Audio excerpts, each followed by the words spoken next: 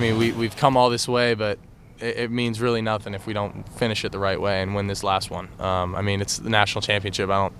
I would hope that we don't need much more motivation than that. I mean, it's all of our goals and aspirations are right here in front of us, man. To win a national championship, that's what's driving me more than ever, because it's a memory that'll last a lifetime if you go and do it. Yes, indeed. Two of the biggest programs in the country are ready to meet for the national title. Hello, everyone. I'm Dom Taberry. Welcome to Wall to Wall Sports. We're going to break down the Ohio State-Notre Dame game with our Adam King, Nicole Sheeran from 10 TV. Also joined by Buckeye great, the DeVere Posey. You hear him on 97.1 The Fan. And by our buddy Tim May, 97.1 The Fan, Letterman Road. DeVere, we're going to start with you. Given what we saw, and we're going to talk offense here. Given what we saw against Texas, do you have any concerns with the Ohio State offense? Personally, I don't have any concerns. I think this Ohio State offense and this Ohio State defense needed to show that they can win this type of game in terms of tight, nitty-gritty, almost like a classic Big Ten games. In this playoff, we've had blowouts. So the fact that we can be about the details and get those first downs and move the ball down the field against a stifling defense, we showed that ability. And then on top of that, right, Texas has a good man defense. They had the Thorpe Award winner in Barron. That Notre Dame, this secondary might be better. They play the most man coverage in all of the country, and they do it well. Caleb Downs was a first-team All-American. Xavier Watts from Notre Dame was the other safety. So us pushing the ball downfield against this defense, we're going to have to be sharp. We're going to have to execute at a high level using all of our wide receivers, but I think we get it done. You said the magic word, though, man coverage. Absolutely. That's going to be the big X factor. Absolutely. And they do a good job of playing man coverage. They haven't played these wide receivers. Exactly. They haven't played these wide receivers, and you wonder, do they go into this game plan and they change their game plan? I don't believe so. When this Notre Dame and this Ohio State team played 2 years ago and 1 year ago, a lot of our starters, Emeka Buka, Trevion Henderson, they became made men in those games. Those games are the games that they put on their resume. It's like, hey, I could play at a high level Division I game. So now you got to go through that same team that you passed the first test on for the Natty. Nicole, how much of this game is on Will Howard? And we know it's all on his shoulders. But talking to this kid, and I know you've talked to him, it seems like he welcomes this pressure. He wants it. Oh, I mean, Adam was talking to him the other day, and he said, yeah, bring on all the talk. I want that. Keep it coming. I mean, we've seen it all season. This is a fiery guy. He has so much on the table for him with this one. Job's not finished. We've heard it about 100 times. He wants this for his team, for Ryan Day, for the guys who came back for one more year. There is no need for anybody to need to motivate Will Howard because he's got that motivation from every other factor. But yeah, Dom, of course. Will needs to have a good game for them to win this game. Yes, he's got the supporting cast. He's got the top receiver room in the country. He's got the running backs. He's got the defense. But no, you can't throw 3 interceptions. No, you got to play a good game. Yeah, but I'm not concerned. He has shown, especially this postseason, I think he's had almost 1,000 yards in the past 3 games. Yes. I mean, he's shown plenty. So I'm not concerned, but yeah, he's got to be on his game. Malik Zaire is concerned, though. Yeah, apparently. Adam, Texas found a way to take Jeremiah Smith out of the game. What did Notre Dame learn, if anything, about what Texas did? And how did they take him out? They bracketed him. Go watch, I watched the All-22 cam, which I love because you can see, I mean, it's like you're in the coach's room, and you can see where every play, they were just not going to let Jeremiah Smith beat him. They took the Oregon game and said, this is what's not going to happen. And so what happens? You have to lean on Carnell Tate. You have to lean on Emeka Buka. The problem is they still, highly covered Emeka Buka. They did a good job with that. So a lot of that game came down to Carnell. He had that drop in the end zone, and I think a lot of fans went, oh, goodness, when that happened. They bounced back from it. Probably the biggest play of the game that no one's talking about is the 3rd and 8 where Will's falling backwards and Emeka gets open and he gets the first down and keeps that drive alive that gave them the lead. Notre Dame can steal the blueprint from Texas. They could steal it from Michigan. They could even steal it from Nebraska. The only problem there is they love man coverage. That's who they are. They've said this week they're going to play man coverage. This Ohio State receiver trio, you cannot play man coverage against. It's not going to work. You can't. Jeremiah Smith said it week 1. If I'm in man coverage, I'm open. Throw me the ball. So if they want to do that, and maybe I'll be eating my words, but I just don't see how that works. Tim, how about the job Chip Kelly's done in this playoff run? Grade him and, grade him. It's been pretty good. Yeah, give him A minus. I mean, the Texas game had some had some rough spots in it, but that was mainly because of penalties. I mean, that's what Ohio State's definitely got to have on this agenda in this game is don't commit all those illegal procedures, whatever you want to call it, penalties, holding, late hit by Austin Cerveld. I mean, that thwarted like 4 of their drives when they still had some things going. But Chip Kelly, what I said going into this, after the Tennessee game, you could feel it. And then after the Oregon game, you could see it. I mean, he and Will Howard are on the same yin-yang. I mean, you can see that he's complimenting what Will Howard does best. Not afraid to throw the ball down the field, mix in some new things. Everybody's got a few new things. I was asking him the other day, I said, you've got all your weapons back. Your offensive line is playing better than it has all year. Do you feel like the whole basically playbook is open to you? And then he got clinical and goes, well, no, you still want to find plays that'll work against their D. No, he's got everything open to him to go to in this game, and it's all working pretty well. All right, for all of us, before we go to break, what changed since the Michigan game with the offense? And is it as simple as just get the ball to your best players? The pass is opening up the run game. Yeah, I'll take that. I believe it's personnel. We decided to get away from this system and this idea and this mindset that we got to establish the run first and then it would open the pass. How about this? Let's just get the ball to our playmakers. You got first-round picks potentially at wide receiver. Those running backs will both be drafted. They've been playing lights out. I truly believe Trevion Henderson hasn't gotten enough credit for what he has done in these playoffs. Get him the ball in space. The problem with their running game against Michigan was they ran 26 times, but about 14 of them were where they weren't going to get any yardage. So they learned from that. And I really have liked their running game, hitting the edges and things like that. And Trevion is playing on a different level, but so is Quinshon. Yep. All right, guys, great stuff. We have to take a break. More wall-to-wall sports when we return.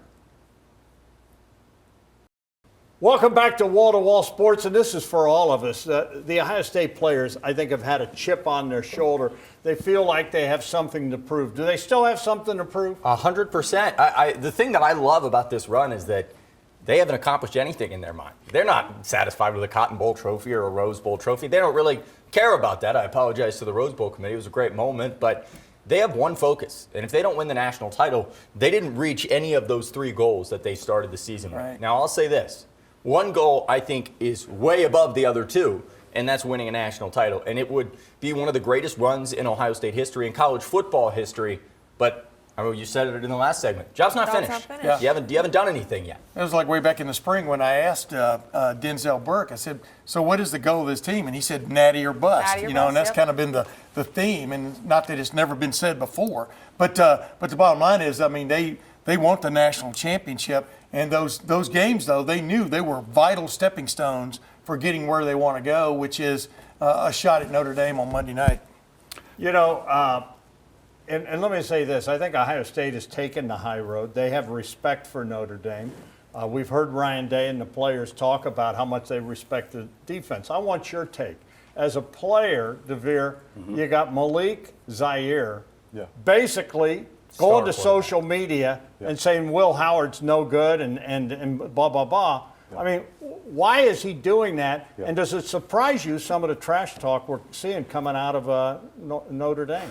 Nah, it doesn't surprise me about this Malik Zaire guy. I mean, I don't even remember him much as a player, so I wish him well. But the thing about Will Howard is he's a pro, and he's in the time where he's proving to NFL scouts, Ohio State faithful, that I'm the quarterback that came to Columbus that's about to win you a national championship. In terms of national championship quarterbacks that get an opportunity to play at the next level, I'm going to throw out 2 names, Stetson Bennett and Mac Jones. Yep. Both of those guys got an opportunity to play.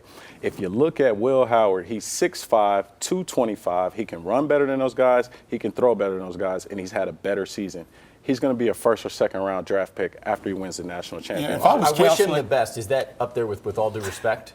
Well, with Malik Zaire, I mean, hey, listen, man, I know you're traveling to Atlanta probably. You want to feel good about the ticket purchase and that you're making a good investment, but we all know you're going down there to see us. Yeah, he even transferred away. He even transferred away from Notre Dame. You know, he's from the Dayton area. And then on top of that, if I was counseling Will Howard, if somebody brought that up, Malik Zaire said this, if I was Will Howard, I'd say, who? Who, exactly. I mean, seriously, you know. Well, it's bulletin board material for all these guys. I mean, honestly, It's dumb what he's doing because they're printing that out. I'm sure he's putting it up. I'm sure he looks at it every day. If I'm Will Howard, I wake up and I look at that every day on my phone. Do you think there's a real bulletin board in the No, I locker don't room? think so. I'll say this. You know there is. They put stuff up. Let me tell you something. Let me just tell you something. Okay. If someone runs their mouth, there's not a bulletin board. It's everywhere. It's everywhere. It's on the Yeah. PowerPoints. Yeah. Sometimes And the one thing, and I always go they don't even back. have to run their mouth in the board material. Coach Tress used to say, you don't want to be that guy. You don't. You don't want to be that guy. Yeah. And I think Ohio State has taken the high road. There, I mean, there's nothing to gain by running your mouth. And we're going to talk about Lou Holtz later, but I mean, he's running his mouth. But I just don't get it. You're Running in the his fingers national anyway. title, and Yeah. I don't think I personally, and I know Marcus Freeman. You guys know And you're him. no Marcus Freeman. I can't imagine him liking those No, I guys. can't too. imagine No. it at all. no, he's not that kind of coach. You can I'll tell. say this. I was walking through the Woody this week, and on repeat on all the screens was the Notre Dame-Penn State game. Now, I don't think Ohio State was watching that for Penn State film. So I think they know the fired up that this Notre Dame team is. I think they see all of that. I don't think they need any of it, though. No. That's my biggest thing is, why give them bulletin board material? They have the biggest bulletin board material of all time. They are 60 minutes away from being national champions from every goal they After- stepped on yeah. campus. I've never seen Ryan Day more zoned in, than he is for this game. Yeah. I mean, it's amazing, and I think it's transcended to his coordinators and his players. I mean, but yeah, you can use every little help you can get. And for me, if Notre Dame is to win this game, it's going to be because of their defense. And I just don't know. We'll see. I mean, I think that they're ranked number 2 in the country, and no disrespect, but who have they played?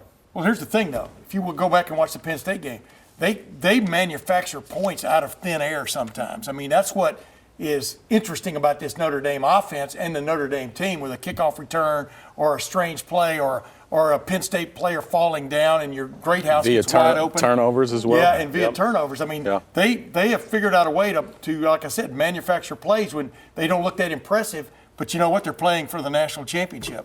All right, Tim, we have to take a break. More wall-to-wall sports when we come back.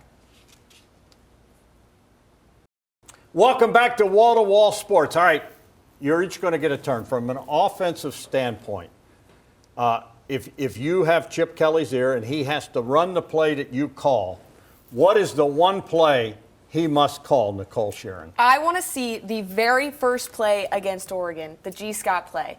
And what I loved about that is because I asked Will afterwards the game, and he said, actually, that was a play we didn't even perfect yet. We were still working on it. We'd actually really never run it like that before, but we said, why not? It's the perfect time to do it. Bang. They run it. Perfection, beauty. Jeremiah Smith then scores. Boom. I've been waiting for him all year to run that play. Matter of fact, 4 years to run that play. Show a little bit of a wide screen look and then have a guy pop out of it, and it popped open. What is your play while you're talking? I like that Jeremiah Smith third play of the Oregon game. But what I like is I like seeing a passing offense work the middle of the field. You know, I really miss those mesh routes that Ryan Day brought with him when he first showed up in 2017. But that could work against man stuff that because they're underneath guys are probably going to be dropping into zone stuff. So you'll be running through some windows, and I think some of those could pop. Adam King, what play do you want? I think Emeka Ibuka is going to throw a touchdown pass in this game. I would push my chips to the middle. They've done it a couple times in his career where he kind of looks. They did it once this year. They did against Northwestern, and I think it's the Evan Spencer mindset that he had in 2015-14, where he said, "I'm throwing the football if I get this chance." They're gonna run the little toss to him. He's gonna go around and pop it and touchdown. And You think that's going to happen, D? they're working on it. They almost did it. I hope they worked on it since Northwestern. Yeah. Didn't go well there. Adam When I didn't said say boom, that that. was just exploding. That's Adam's favorite play on NCAA. So It's I know- great. I know love it. go You to know, that you a keep him lot. off guard. The play I want to see is when Ohio State is backed up on the 5-yard line, we throw a 95-yard bomb to Emeka. He becomes the all-time leading receiver in Ohio State history. I like Not it. jokingly, I do want to see that screen that we ran out of the second half with Trevion Henderson. Yeah.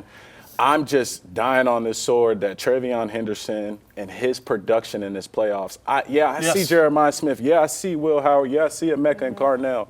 I see Judkins too. But what Travion has been doing this whole playoff run, he's been explosive. I just believe he's the number 2 back in this NFL draft class. There's not a back that's been playing better than this man. Get him a screen in space and let him He had a score. big play against Notre Dame last year, but he also Absolutely got hurt did. in that Yeah, game. Yes. With a cheap shot. I know he wants this one desperately. Absolutely. I want to see Will Howard run the ball, and I want to see Will Howard run for a touchdown. I want And him not to. He did. Who has more I know, but I rushing want to yards? see him go a long one in this game. What I And want to stay see. on 2 Are you feet. taking- What I'm saying is, I want to see him. I want him to design a dadgum play for that guy Yep. to run the ball. They did. And I want. Yeah, and then they go, did. And then, well, I know, but I want to failed. see it. Yeah. You know what he against said Notre after Dame. that? He said, Don won't say that. he said, on a play like that, you expect for somebody to just knock the heck out of you. Yeah. And nobody was there. I to want do him- it. monster. And I want him to Yes. run him over and then look at Zaire and say, "Take this." So I wouldn't even is mention Leonard Zaire. That wouldn't or come out of Will my Howard mouth if I'm- having more rushing yards. You taking Will Howard? Will Howard. Absolutely. That's a bold prediction if I've All ever right, heard one. we have to take a break. Wall-to-Wall Sports will be right back. And that's going to do it for this edition of Wall-to-Wall Sports. For Adam King, Nicole Sheeran, Devere Posey, and Tim May, I'm Dom Taveri saying thanks for watching.